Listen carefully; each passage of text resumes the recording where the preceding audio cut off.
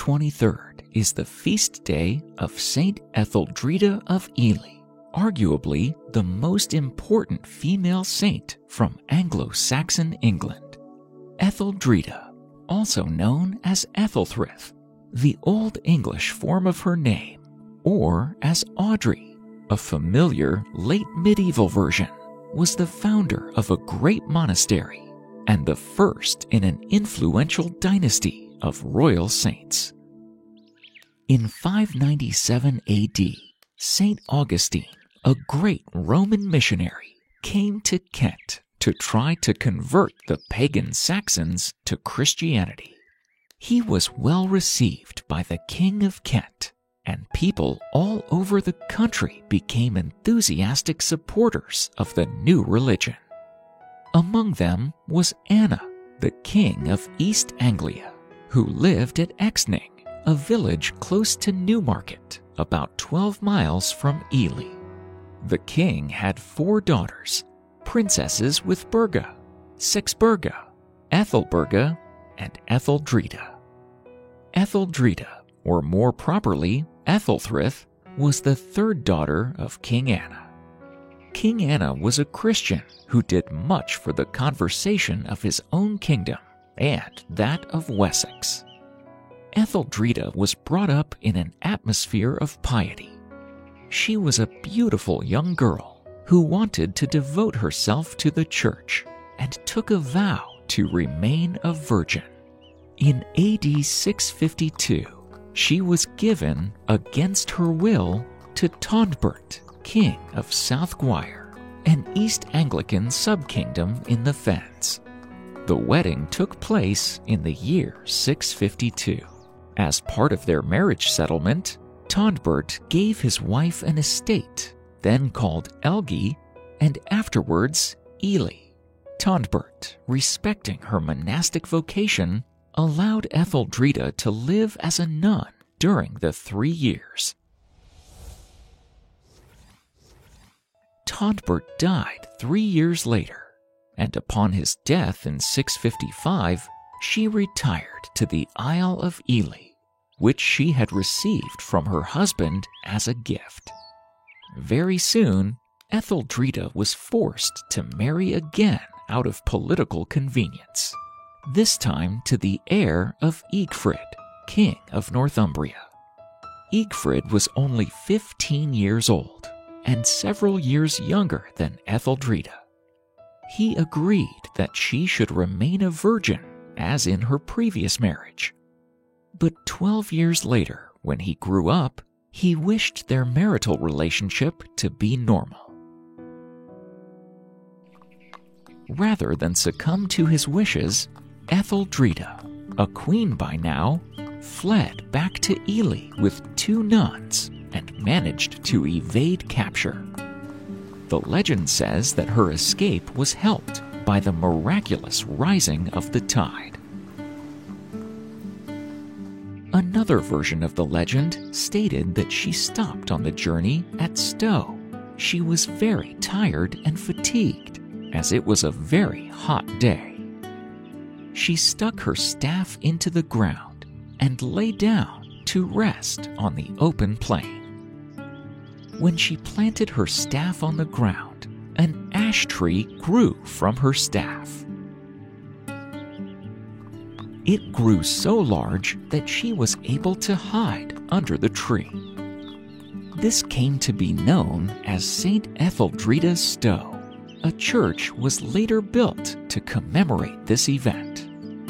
Egfrid, who was angry when he heard the news, was about to give orders to arrest the queen. But that's when Saint Wilfrid, Bishop of York, arrived. The bishop defended Etheldreda's choice against King Egfrid. The marriage was annulled, and Saint Wilfrid gave her the veil in 671 AD. The first task of Etheldreda was to build a large monastery. She built a large double monastery for men and women. Etheldreda governed the convent herself, and by her example was a living rule of perfection to her sisters. Etheldreda was quite a revolutionary. She set free all the bondsmen on her lands. During this time, Etheldreda only ate once a day, except on feast days or while she was sick. After midnight prayers, she would always go back to the church and continue praying until morning.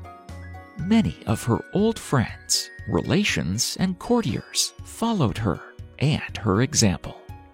Holy men and priests would come to her for their spiritual guidance. Etheldreda took pain and humiliation as a blessing.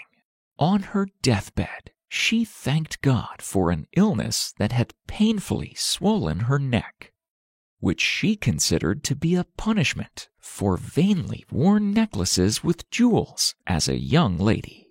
Etheldreda died circa 680 from a tumor on the neck. In reality, it was the result of the plague, which also killed several of her nuns, many of whom were her sisters or nieces. After her death, devotion to her spread rapidly as people received help and favors through what they were convinced was her powerful intercession in heaven.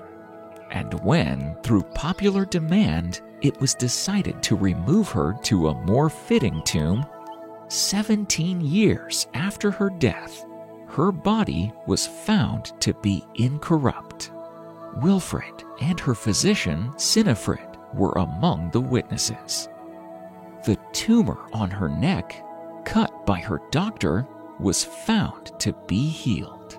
The linen cloths in which her body was wrapped were as fresh as the day she had been buried. The life and merits of Etheldreda were the favorite study of medieval writers, and many notices of her are still extant. Today, Saint Etheldreda is still remembered on her feast days of June 23rd, the day she died, and October 17th, when her body was moved into the Abbey Church.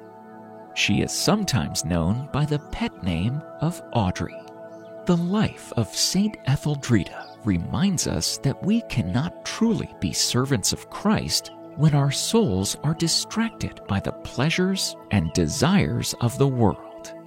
In her wisdom, Saint Etheldreda gave up her wealth, station, and privilege, instead choosing to live the ascetic life of an abbess, guiding people to Christ and contributing to His kingdom on earth. We might take a lesson from Saint Etheldreda today, examining what binds us to the world, preventing us from truly and fully serving our Creator. Eternal God, who bestowed such grace upon your servant Etheldreda, that she gave herself wholly to the life of prayer and to the service of your true religion, grant that we, like her, may so live our lives on earth seeking your kingdom, that by your guiding we may be joined with the glorious fellowship of your saints.